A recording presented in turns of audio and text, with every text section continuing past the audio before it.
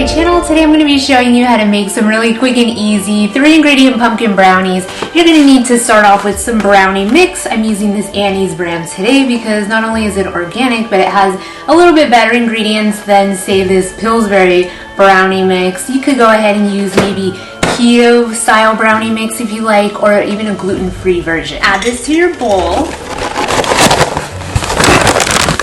You're going to add a can of pumpkin puree.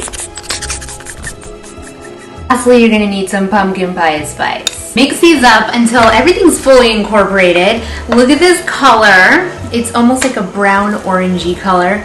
And the smell is so nice. I don't think anything complements pumpkin as well as chocolate. Add this to an 8-inch parchment lined baking pan. And this is going to bake in a preheated oven at 350 degrees Fahrenheit for about 40 to 45 minutes.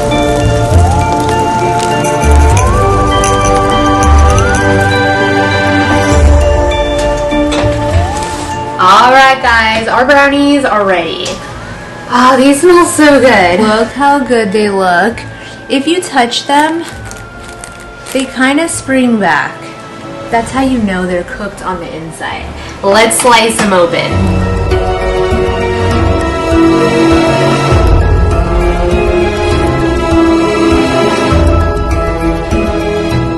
These look great. They have a nice crust on top, and the inside looks extremely fudgy. So let's go ahead and give it a try.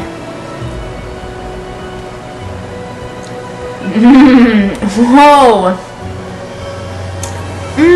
Oh my god, it's so hot.